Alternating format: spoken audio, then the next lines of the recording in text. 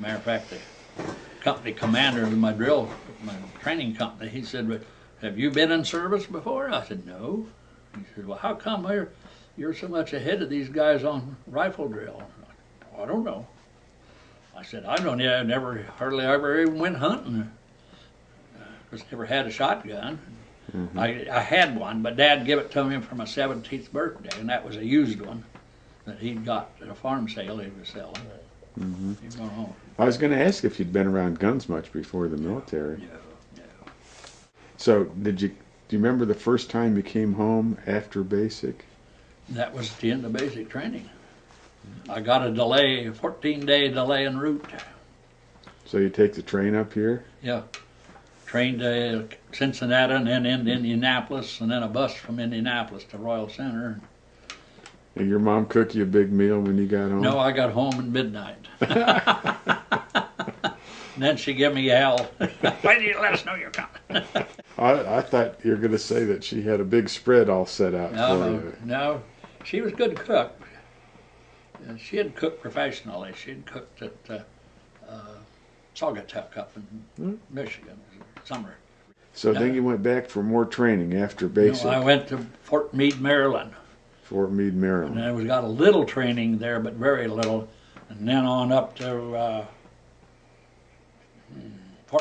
Camp Miles Standish in Massachusetts, and then overseas. I was landed in England May 28th, I think it was. Well, when did you learn you were going to be a glider soldier? Just about a little bit after I landed there. They called out a bunch of us and put us on a train. Of course, your secret, you don't know where you're going. We'll tell you later. In England? Yeah, in England. Wow. And of course, where we were at was at Liverpool. Well, and we didn't know where the town we was even going to. We was going to Leicester, which was probably, I expect it's more than 100 miles from Liverpool. It was a big, long day trip, and they unloaded us and took us out to a little camp out there. The camp scrapped off, and when we got there was about 300 or 400 of us. They lined us all up and had a table setting up in front of us, and General Ridgway jumped up on the table and says, "Gentlemen, welcome to the 82nd Airborne. You're now glidermen." The big man himself, yeah. Huh? Wow. Yeah. Did you like the idea of being a gliderman? It never bothered me. Hell, I rode everything that there was to ride the state fair anyway, you know. That was just another trip on that. Did you then take test flights? Oh, yeah.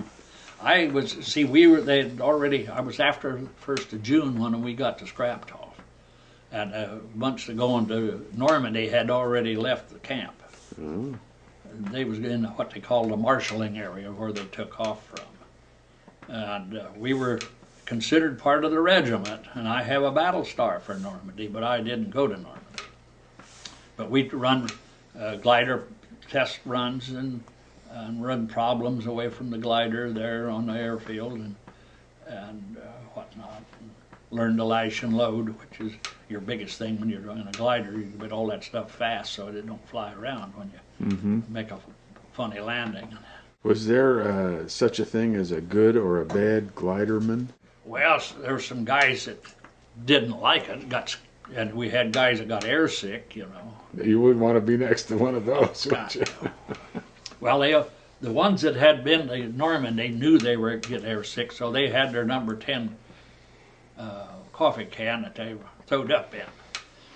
But if you land a little rough, that goes a fly. No lid. You don't have a lid on it. No.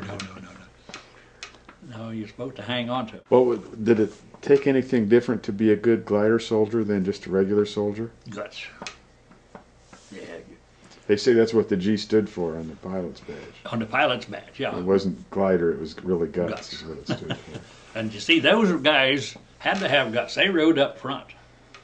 If they hit a tree, that was the end of a lot of them. And the glider boys had a lot of losses, too. Could you see out of the aircraft when you were being carried? A little bit. But you were side by side looking across the next across guy. each other, yeah. The American glider, the CG-4A, that was held 15, counting the pilot. So then you put a squad on, which is 12.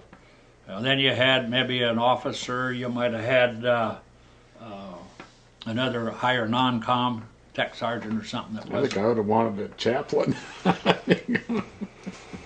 Like I say, I rode all the things at the fair. What the hell, it was no different than that. The most fun was, and it didn't happen to us going to Holland, but then we did in some of the practice runs. The glider pilot would get a little bit dozy or careless, so you're riding on the top of the prop wash, like that top picture up there. You got to ride the top of the prop wash. Well, then if that pilot on the glider don't keep it trimmed, and he gets down a little ways, he gets in the prop wash and he goes down like that. And then he immediately has to go back up like that, and your stomach trails. Oh, that's wicked.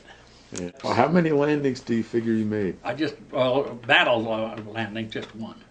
But you had some landings in training. Practice, yeah, there. Was that a lot of them? A couple a day?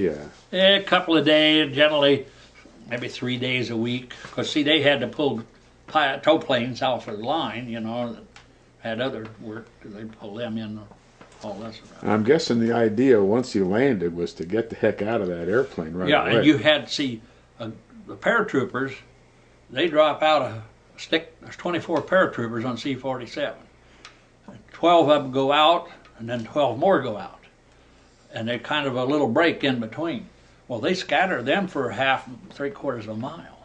Mm-hmm. A glider, if it lands safely, you've got 12 men that's been trained together. Mm-hmm. That's the idea.